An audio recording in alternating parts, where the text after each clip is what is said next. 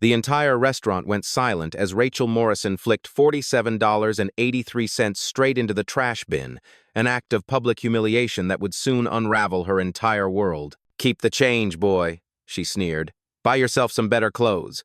Bills disappeared between coffee grounds and food waste. She wiped her fingers on a napkin as if touching the money disgusted her. Marcus Thompson's jaw clenched. "Did you just... what? Throw away pocket change?" Rachel's voice rose deliberately. "That ratty outfit screams, you need every penny. Maybe try the soup kitchen down the street." A businessman gasped. A college student's camera was already rolling. Kitchen staff emerged to stare. Rachel grabbed disinfectant spray and doused the counter where Marcus had placed his money. "We maintain standards here." The 3-4-year-old stood frozen as his cash sat buried in garbage. His expensive leather portfolio suddenly felt meaningless. Have you ever watched someone strip away your dignity in public, while having no idea you held the power to destroy their entire world? Rachel's eyes swept Marcus from head to toe, like a predator sizing up prey. "Sir, are you absolutely certain you can afford our prices? This isn't McDonald's." She spoke slowly, enunciating each word as if addressing a confused child. Her body language screamed superiority. Arms crossed, weight shifted back, chin tilted up in barely concealed disgust. The digital health inspection countdown displayed 8 minutes remaining in red letters above the kitchen pass. "I'd like to speak with your manager," Marcus said calmly. "Honey, you're looking at her." Rachel's laugh was sharp, brittle. "And I'm telling you, this establishment caters to a different clientele, people with actual standards." Behind Marcus, a white businessman in an identical button-down approached the counter. Rachel's transformation was instant and surgical. Her shoulders dropped, her smile brightened like theater lights, and her voice turned to honey. "Good afternoon. What can I get started for you today, sir?" "Large cappuccino, no foam," the man said curtly, barely looking up from his phone. "Absolutely. Coming right up." She moved with practiced efficiency, pulling espresso shots with careful attention. "Beautiful weather today, isn't it? Perfect for outdoor dining." The contrast was devastating in its precision. Same counter, same minute, completely different human being. Marcus watched this performance with a growing, cold understanding. College student Chloe Jensen fumbled with her phone in the corner booth. Her thumb found Facebook Live. "Y'all seeing this racism happening right now at Pinnacle Bistro? This manager just threw this black man's money in the trash and now she's treating this white guy like royalty." "Excuse me, miss." Rachel's voice cut across the restaurant like a blade. "We don't allow filming here. It's company policy." "It's a public establishment," Chloe replied, adjusting her angle to capture more of the counter. "Not for much longer. If you keep that up, I can have you removed for harassment." The threat hung in the air like smoke. Marcus remained perfectly still, watching Rachel serve the businessman his cappuccino in an elegant ceramic cup, while his own coffee sat cooling in a cheap paper-to-go cup, despite his explicit request to dine in. The businessman glanced between Marcus and Rachel, clearly uncomfortable with the obvious differential treatment. He collected his drink quickly, avoiding eye contact, and retreated to a corner table. Marcus adjusted his leather portfolio against his ribs. The corner of a first-class boarding pass Delta Sky Club VIP access peeked from the zippered pocket. His iPhone 15 Pro Max buzzed insistently against his chest. Notifications cascaded down the lock screen in rapid succession. Board meeting moved to 3 p.m. Legal documents ready for signature. Acquisition approved. Congratulations. He silenced the phone with a practiced gesture, but not before the Platinum American Express Centurion card in his phone case caught the overhead light. The distinctive black card gleamed for just a moment. The businessman at the corner table noticed it and did a visible double-take at Marcus's impossibly calm demeanor. "Interesting morning," Marcus murmured quietly, more to himself than anyone else. His watch, an understated Patek Philippe Calatrava worth more than most cars, displayed 11:53 a.m. Rachel continued her performance, wiping already spotless surfaces while shooting calculating glances his way. The kitchen staff whispered among themselves in rapid Spanish, stealing looks at the man who'd been publicly humiliated yet seemed strangely unbothered. A server emerged from the kitchen. Aina, according to her name tag, carrying a tray of food. She paused, taking in the scene. Her eyes met Marcus's for a split second. He saw recognition there, perhaps empathy. She'd witnessed this before. "Sir?" Rachel's voice dripped with false concern like poisoned honey. "You've been standing there quite a while. Are you having some kind of episode? Should I call someone for you? Marcus's response was measured, each word carefully chosen. Just observing. Sometimes people reveal exactly who they are when they think there are no consequences. The words landed with a quiet weight that seemed to reverberate through the restaurant. Rachel's confident mask flickered for just a moment. Something in his tone, his preternatural stillness, didn't match the narrative she'd constructed in her head. Well, observe from somewhere else. You're making our other customers uncomfortable with your loitering. Marcus glanced slowly around the restaurant. The businessman at his table pretended to read emails while obviously listening. Chloe continued filming despite Rachel's warnings, her viewer count climbing. An elderly couple near the window whispered behind their menus, the woman shaking her head in disapproval. A mother with 2 young children kept looking between Marcus and Rachel with obvious discomfort. Not at Marcus, but at Rachel's behavior. I don't think I'm the one making people uncomfortable, Marcus replied with quiet certainty. His portfolio shifted slightly as he adjusted his stance. The official letterhead became visible through the leather. Pinnacle Restaurant Group in corporate blue and gold. Rachel was too focused on maintaining her authority performance to notice the irony inches from her face. The health inspector's countdown now read 5 minutes in increasingly urgent red digits. Look, I don't know what your game is. No game. Marcus's voice carried a strange certainty that seemed to unnerve her further, just waiting to see how this plays out. Rachel's carefully maintained patience evaporated completely. She grabbed the counter phone with theatrical flair, making sure her performance was visible to everyone in the restaurant. Security to the front counter, immediately! We have an aggressive customer situation requiring immediate intervention. Aggressive? Marcus raised an eyebrow, his voice remaining level. I've been standing here quietly for 5 minutes making a simple request. Quietly intimidating our staff and customers. Rachel's voice projected across the restaurant like a courthouse lawyer. Sir, I'm going to need you to leave immediately before this escalates further, and I'm forced to involve law enforcement. Chloe's live stream viewer count climbed steadily. 200, 300, 500 viewers. Comments flooded in faster than she could read them. This is insane. Get his name. Someone call corporate. This is straight up racism. The hashtag number Pinnacle Bistro Racism began appearing in real time across multiple social platforms. I'd like to file a formal complaint with corporate, Marcus said with professional calm. Could you provide me with headquarters contact information? Our system is down. The lie came effortlessly, practiced. It has been all morning. Computer problems. How convenient. The dry sarcasm in those 2 words seemed to unnerve her more than any shouting could have. Rachel's confident facade developed visible hairline cracks. She'd expected anger, shouting, threats, anything that would justify her next escalation.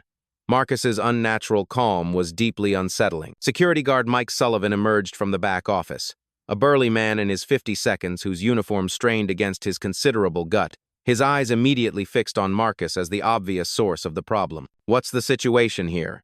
This individual has been harassing staff and refusing to leave when repeatedly asked, Rachel explained smoothly, her story already perfected. He's been standing there making everyone uncomfortable for over 15 minutes. Mike nodded with practiced professional authority. Sir, I'm going to have to ask you to exit the premises immediately. For standing quietly and attempting to file a complaint. For trespassing after being asked to leave private property. The legal terminology felt rehearsed, polished. This wasn't Mike's first rodeo with problem customers. Marcus glanced at the health inspection timer. 2 minutes flashed urgently. Before I go, Marcus said slowly, his voice carrying an odd finality. There's something everyone should probably know. Rachel's eyes narrowed dangerously. We're not interested in threats or dramatics. Not a threat. Just context that might be relevant. The restaurant held its collective breath. Chloe's phone captured everything. The businessman stopped pretending to check email. Even the kitchen staff had gone quiet, sensing something significant was about to happen. Marcus reached deliberately for his leather portfolio. I wouldn't do that if I were you, Mike warned, his hand moving instinctively toward his radio. Keep your hands visible. Just getting my business card, Marcus said with perfect calm. His fingers found the leather zipper. The sound seemed unnaturally loud in the sudden silence. The zipper's metallic whisper cut through the silence like a knife. Marcus's hand moved with deliberate slowness, each motion calculated to maximize suspense. Rachel's eyes locked onto the portfolio as if it might explode. Step away from whatever you're reaching for, Mike commanded, his radio crackling to life. Security situation at front counter. Request immediate backup. Marcus paused, his fingers still on the zipper pull. I'm simply retrieving identification, as requested. The health inspection timer flashed 90 seconds in blood-red digits. Through the kitchen pass, Inspector Davis appeared, a stern woman in her 50 seconds clutching a clipboard, clearly annoyed by the commotion disrupting her carefully planned schedule. What's the delay here? She called out sharply. I have 3 more locations today, and I'm already running behind. Rachel's head snapped toward the kitchen, panic flashing across her features like lightning. The inspection she'd been dreading was happening during her worst possible moment. Sweat beaded on her forehead despite the restaurant's aggressive air conditioning. No delay, Inspector, she called back, her voice strained and artificial. Just handling a minor customer service issue. Handle it faster. I start docking points for operational disruptions. This chaos is affecting your staff's focus. The threat landed like a physical blow. Pinnacle Bistro's profit margins depended entirely on maintaining their pristine health grade. Rachel's job, her career, her entire future depended on that inspection going smoothly. Her carefully constructed authority was crumbling from multiple directions simultaneously. Marcus watched this exchange with growing interest, his expression unreadable. Seems like poor timing. Shut up, Rachel hissed, then immediately caught herself. The professional mask was slipping badly. Sir, please just leave quietly and we can forget this whole misunderstanding. What misunderstanding, exactly? Marcus's voice carried a deadly calm. You threw my money in the trash, called it worthless, treated me like garbage in front of everyone here. His eyes swept the restaurant deliberately. These people witnessed everything. They're filming everything. Chloe's live stream had exploded to 1,200 viewers and was climbing rapidly. Comments poured in. This is going viral. Someone identify this restaurant. Call the local news. This is insane racism. The hashtag number Pinnacle Bistro Racism was spreading across Twitter, TikTok, and Instagram simultaneously.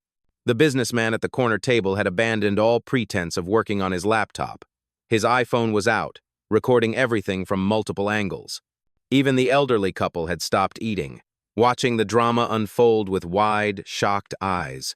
3 more customers entered, a young professional couple and an older man in an expensive charcoal suit that screamed executive authority. They immediately sensed the thick tension, their conversation dying as they took in the scene. Folks, please take any available table, Rachel called out, her voice artificially bright.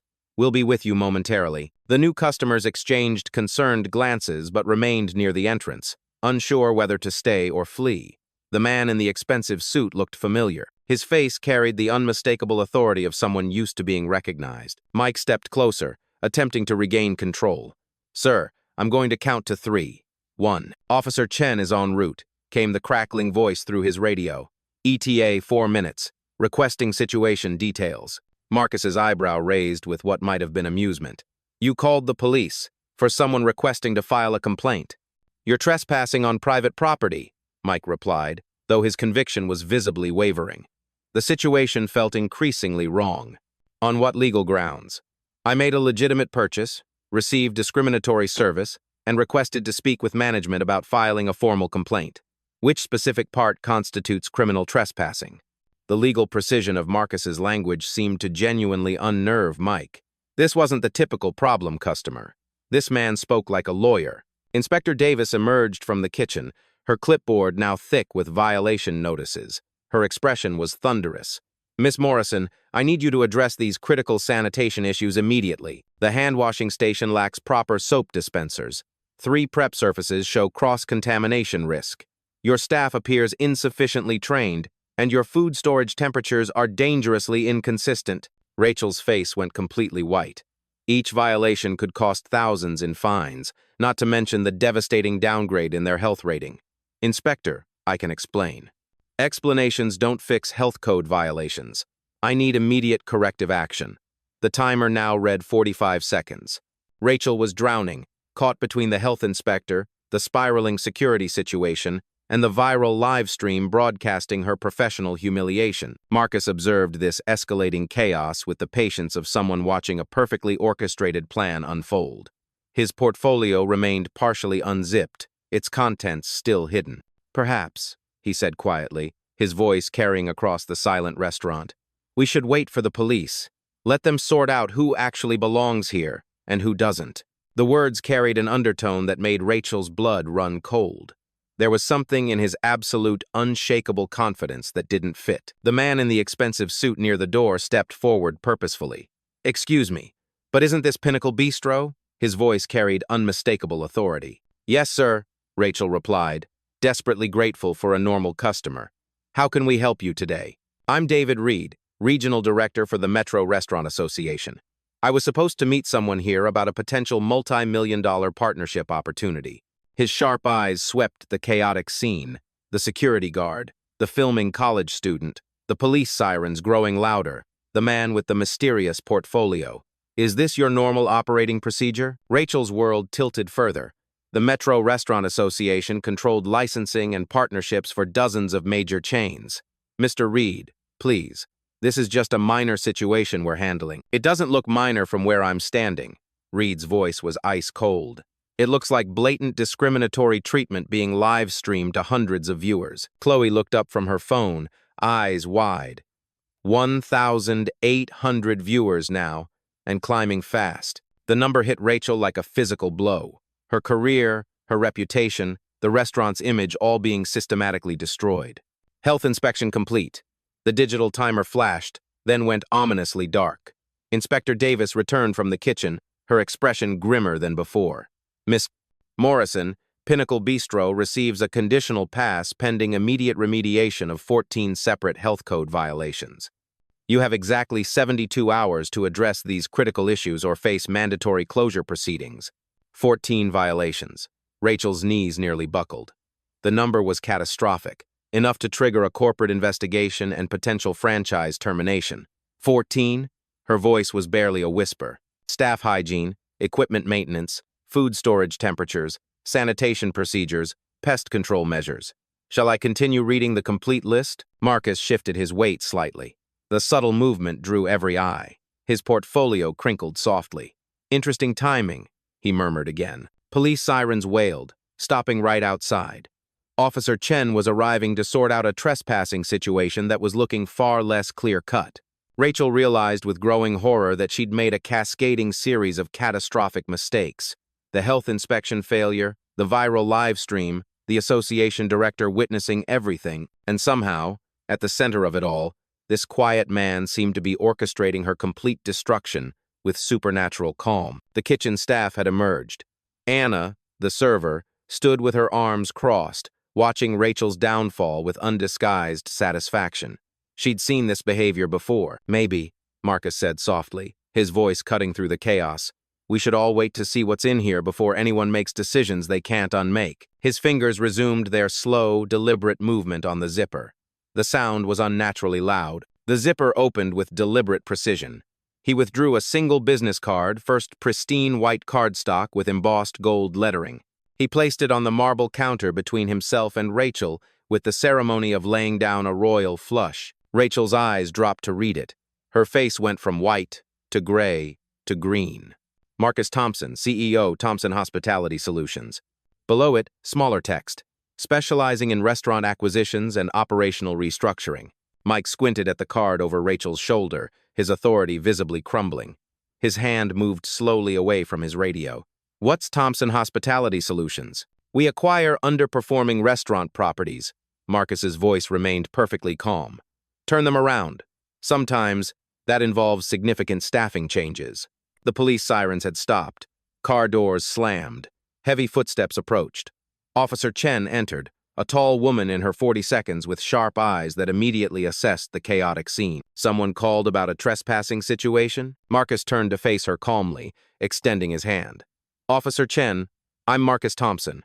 I own this restaurant as of this morning." He handed her his business card and the acquisition documents. "This manager threw my money in the trash and had me threatened with arrest for attempting to file a complaint about discriminatory service." Chen examined the documents carefully, her trained eyes checking watermarks and signatures. Her expression shifted dramatically. "These look completely legitimate." "Miss Morrison?" Rachel choked, her world crashing down. "Miss Morrison, you called to report trespassing by the property owner." Rachel's mouth opened and closed like a fish drowning in air. No words came out. David Reed stepped forward decisively, his corporate instincts engaged.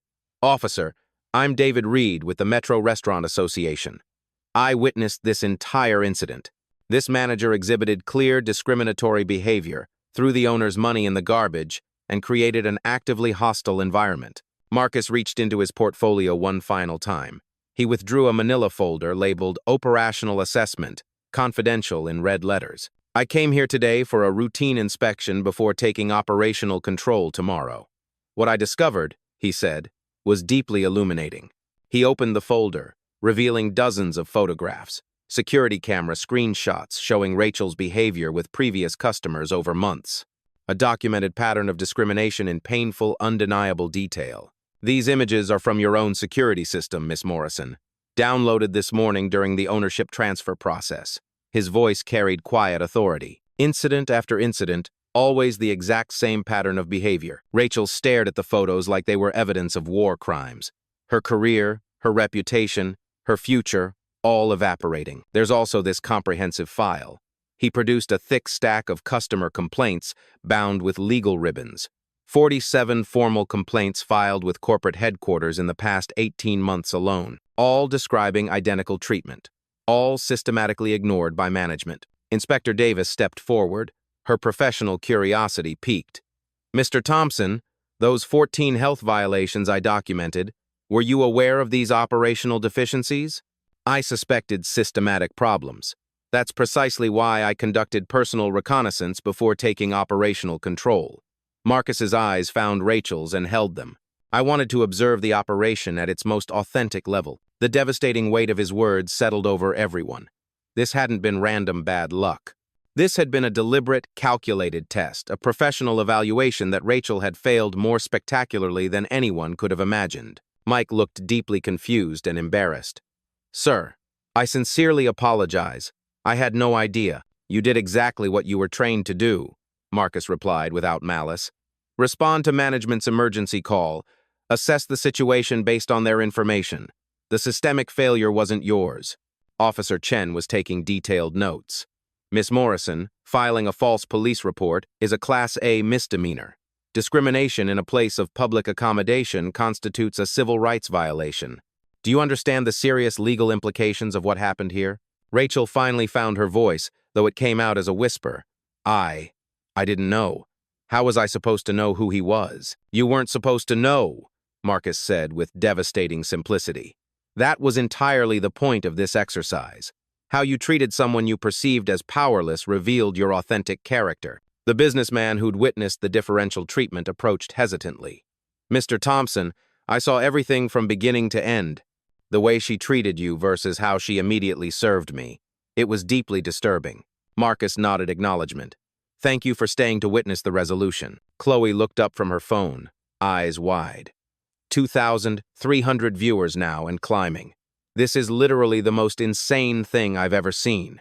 The elderly couple approached the counter. The woman spoke in a voice shaking with righteous anger. "Young man, that was the most disgraceful behavior we've witnessed in 50 years of dining out. That manager should be utterly ashamed. She threw your hard-earned money away like garbage," the man added. "In our day, that would have been grounds for immediate termination." "In our day too, sir." Marcus smiled genuinely for the first time. "Thank you." Rachel's legs finally gave out. She grabbed the counter for support, her world in ruins. David Reed pulled out his business card with obvious respect. "Mr. Thompson, the Metro Restaurant Association would be deeply honored to discuss partnership opportunities with someone of your demonstrated integrity." "I'd welcome that conversation," Marcus replied warmly. Officer Chen closed her notepad. "Miss Morrison, I strongly suggest you consult with an attorney.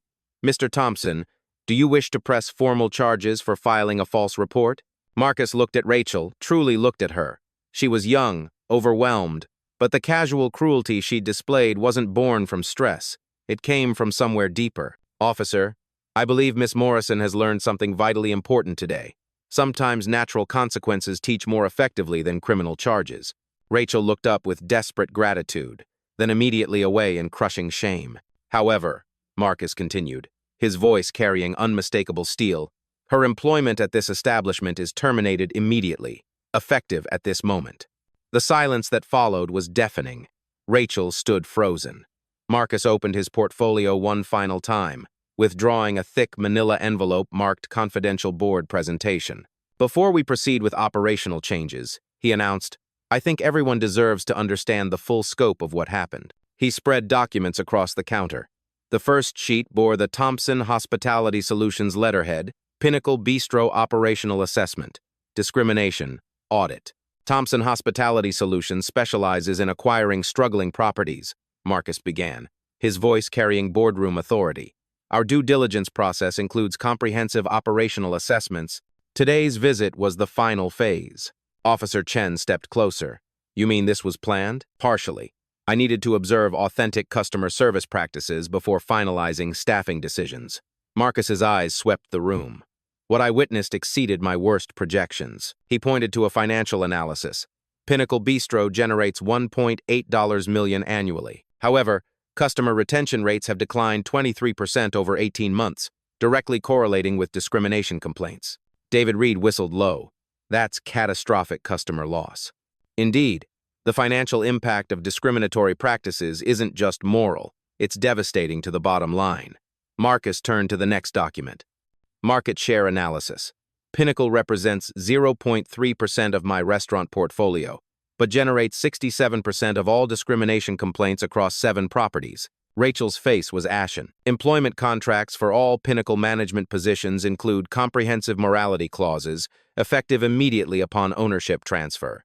He produced a legal document. Section 4.2 specifically addresses discriminatory conduct as grounds for immediate termination without severance. Mike, the security guard, shifted uncomfortably. Sir, does that include security? Your response was based on false information. You followed protocol. Miss Morrison, however, violated federal civil rights statutes and company policy simultaneously. Inspector Davis approached. Mr. Thompson, those 14 health code violations, are they related? Directly correlated. Poor leadership creates systemic failures. Marcus opened another folder. Hidden camera footage from the past 90 days shows consistent protocol violations under Miss Morrison's supervision. He produced a tablet, swiping through time-stamped videos, staff ignoring hand-washing, contaminated prep surfaces, falsified temperature logs. Corporate investigation procedures require comprehensive documentation, Marcus explained. Every violation has been cataloged. Rachel found her voice, a desperate whisper. You can't do this. You can't just destroy someone's life over one mistake. Miss Morrison, this wasn't one mistake. Marcus turned to face her. These documents show 47 documented complaints over 18 months. 47 people who experienced exactly what I experienced today. He opened the complaint file. Sarah Williams, filed March 15th. Manager threw my change on the floor. Told me this wasn't McDonald's. Rachel's face crumpled. James Patterson filed June 3rd. Manager told me I should try the soup kitchen down the street. The exact phrases. Marcus Johnson filed August 12th. Manager wiped down counter with disinfectant after I paid, like I was contaminated. Each complaint was a mirror image. Chloe's live stream viewer count had climbed to 3,500. This is justice. The comments flooded in. She's been doing this for over a year. Marcus closed the complaint file and reached for his final document. Miss Morrison, you have 2 options. Option 1. Accept immediate termination, sign a non-disclosure agreement, and receive 2 weeks severance despite contract violations. Rachel looked up hopefully. Option 2. Face a public civil rights lawsuit, federal discrimination charges, and a corporate investigation that will become public record. The hope died. You have 60 seconds to decide. David Reed stepped forward. Mr. Thompson, the Metro Restaurant Association has protocols for this. This level of systematic abuse triggers mandatory industry reporting. I'm aware. Thompson Hospitality maintains zero-tolerance policies. Marcus checked his watch. 45 seconds, Miss Morrison. Officer Chen was taking notes. Sir, if you proceed with criminal charges, the police department will conduct a full investigation. I've already contacted legal counsel. Marcus nodded. This pattern of behavior constitutes criminal harassment under state statutes. Rachel's hands were shaking as she reached for the termination agreement. Where do I sign? 1 moment. Marcus held up his hand. First, you owe someone an apology. He pointed toward the trash bin where she had thrown his money. Retrieve my money, all of it. Then apologize to everyone who witnessed your behavior. Rachel's humiliation was complete. With dozens of witnesses and thousands watching live, she knelt and dug through coffee grounds and food scraps to retrieve Marcus's $47.83. Her hands were stained with garbage as she placed the crumpled, dirty bills and coins on the counter. I'm sorry, she whispered. Louder, Marcus commanded, so everyone can hear. I'm sorry, Rachel's voice cracked. I was wrong. I treated you terribly, and I'm sorry. Marcus accepted the money and placed it carefully in his wallet. Apology acknowledged, but not accepted. Some actions have consequences that sorry cannot repair. He handed her the agreement. Rachel signed it with trembling hands. Security will escort you out, Marcus announced. Your personal belongings will be mailed to your address on file. Mike stepped forward reluctantly. Ma'am, I need you to come with me. As Rachel was led away, the restaurant staff began applauding. Customers joined in. Even Inspector Davis was nodding. Marcus raised his hand for silence. The real work starts now, he announced. This restaurant will become a model for inclusive service. Every employee will receive sensitivity training. Every complaint will be investigated. Every customer will be treated with dignity. He turned to the kitchen staff. Those of you who witnessed discrimination and said nothing, you have one opportunity to be part of the solution. Mandatory bias training begins tomorrow morning. Anna, the server, stepped forward. Mr. Thompson, we wanted to speak up, but we were afraid of losing our jobs. That culture ends today, Marcus replied firmly. Open communication, respectful treatment, professional excellence. Those are our new standards. David Reed approached. Mr. Thompson, the Metro Restaurant Association would like to feature Pinnacle Bistro as a case study in operational transformation. I welcome that partnership. Officer Chen closed her notepad. Sir, this was handled with remarkable professionalism. The police department commends your restraint and systematic approach. Marcus smiled for the second time. Justice doesn't always require punishment. Sometimes it requires change. As the crowd began to disperse, Chloe approached, her phone still recording. Mr. Thompson, anything you want to say to the 4,000 people watching? Marcus looked directly into the camera. Dignity is non-negotiable. Respect is universal. And sometimes, the person you underestimate has the power to change everything. 3 hours later, Pinnacle Bistro hummed with purposeful energy. Rachel's humiliating exit had been broadcast to over 6,000 viewers, but Marcus had already shifted focus from punishment to transformation. He stood behind the same counter, now addressing the entire staff. Effective immediately, Pinnacle Bistro operates under the Respect Initiative, Marcus announced, holding up a professionally printed handbook. Recognize dignity in every customer, embrace inclusive service, sustain professional excellence, prevent discrimination, enforce accountability, champion transformation. Anna, the server who'd witnessed Rachel's behavior for months, raised her hand tentatively. Mr. Thompson, what happens to those of us who didn't speak up before? You get the opportunity to be part of the solution, Marcus replied without judgment. Silence born from fear of job loss is understandable. Choosing to remain silent going forward is unacceptable. He opened his laptop, revealing a comprehensive training program. Every employee will complete 40 hours of bias awareness training over the next 30 days. Paid training, during work hours. No exceptions.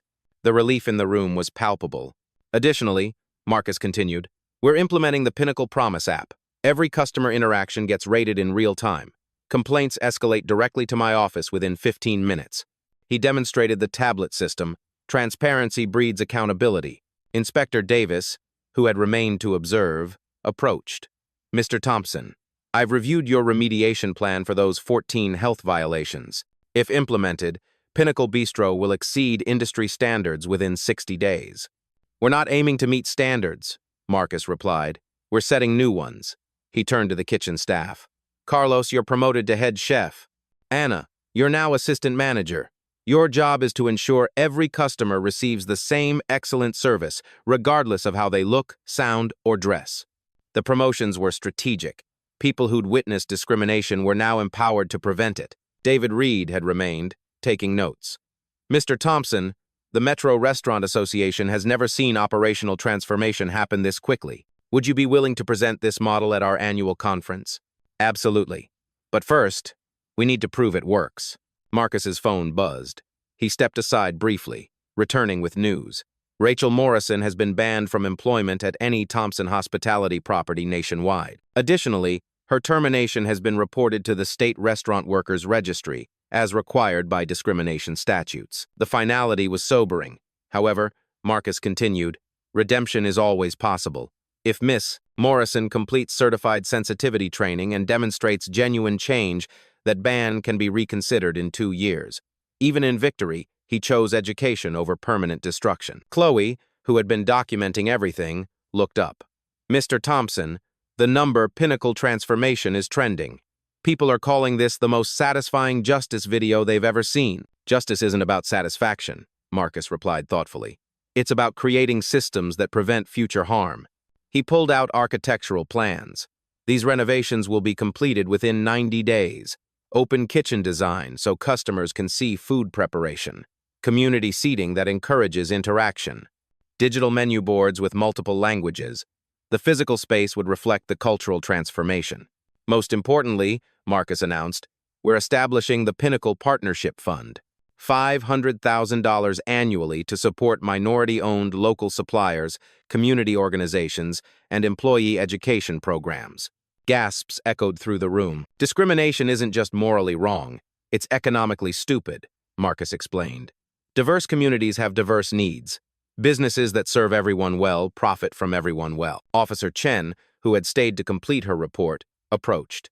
Mr. Thompson, I've handled hundreds of discrimination cases.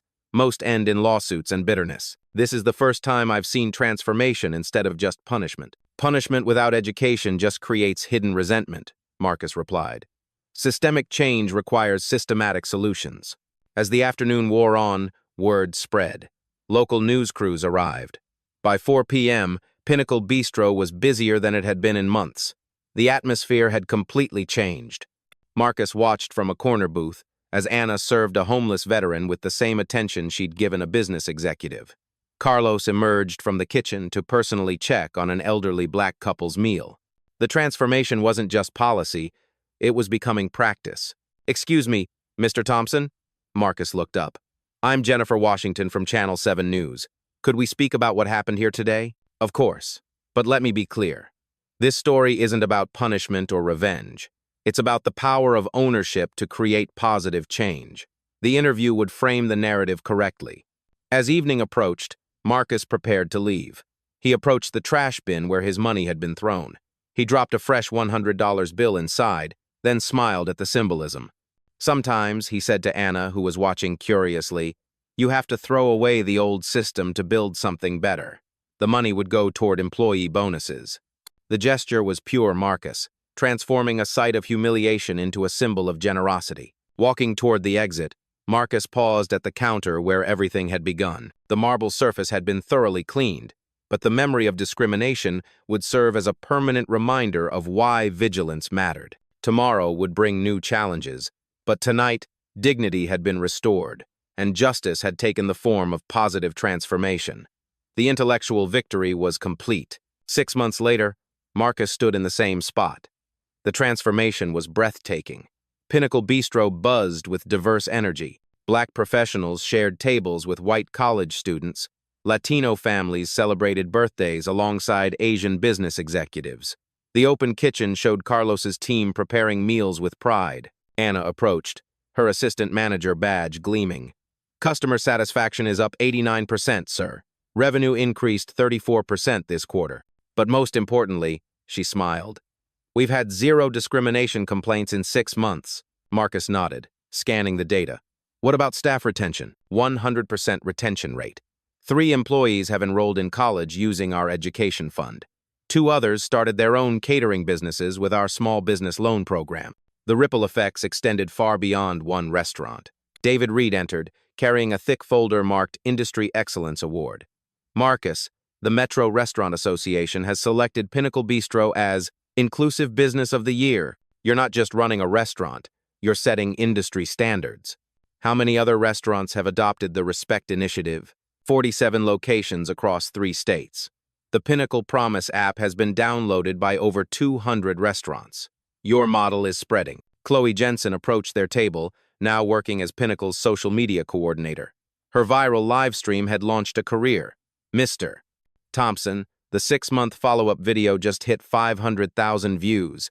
People want to know, Whatever happened to Rachel Morrison? Marcus paused.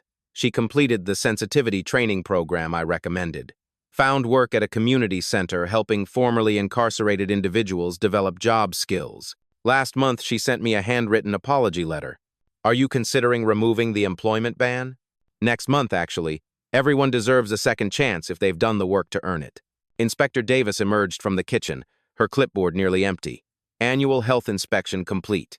Pinnacle Bistro receives the highest rating possible, and I'm recommending you for the State Excellence Award. The contrast with that chaotic day was stark. As the evening crowd gathered, Marcus reflected. One incident had catalyzed industry-wide change. His phone buzzed. A text from his legal team. Settlement reached with 23 previous discrimination victims. Total compensation $1.2 million. All accusers satisfied with restaurant improvements. Justice had taken the form of both accountability and restoration. A young black teenager approached hesitantly. Excuse me, are you the owner? I saw your video online. It gave me the courage to report discrimination at my job. They fired the manager and promoted me to supervisor. Stories like this arrived weekly. As closing time approached, Marcus gathered the staff. 6 months ago, this restaurant was a place where people's dignity was routinely violated. Tonight, it's a place where dignity is celebrated. That transformation happened because you chose to be part of the solution. The staff beamed. But our work isn't finished. Discrimination still exists. Every time you treat a customer with respect, you're proving that inclusive service isn't just morally right, it's economically smart. Anna raised her hand. Mr. Thompson, what's next for Pinnacle? We're opening 5 more locations next year, each built from the ground up with inclusive practices. We're demonstrating that businesses can be forces for positive social change. As the team left, Marcus walked to a framed photo on the wall, a screenshot from Chloe's live stream, showing the moment his identity was revealed. Below it, a simple caption, "Sometimes the person you underestimate has the power to change everything." Looking directly at the security camera that now streamed to his Blacktail Stories social media platforms, Marcus addressed the audience he knew was watching. If you've witnessed discrimination in restaurants, retail stores, or any business, don't stay silent. Document it. Report it. Share your story. Change happens when people refuse to accept unacceptable behavior. He paused, letting the words sink in. Every share of this story creates awareness. Every comment builds solidarity. Every subscription to Blacktail Stories supports more investigations into discrimination and more stories of people who turned humiliation into transformation. His expression grew more serious. Remember, your dignity is non-negotiable. Your voice matters. And sometimes, the person treating you poorly has no idea who you really are, or what power you possess. Until next time, this is Marcus Thompson, reminding you that respect is earned through action, change comes through ownership, and justice looks like systems that protect everyone's dignity. The camera faded to black as Marcus's quiet revolution continued spreading. Valuable lesson. This story teaches us that true character is revealed not by how we treat our equals or superiors, but by how we treat those we perceive as having less power. Justice isn't just about punishment. It's about systematic change to ensure dignity for everyone. What did you think of Marcus's final decision about Rachel? Let us know in the comments below, and don't forget to subscribe to the channel for more stories of justice and transformation. Finish.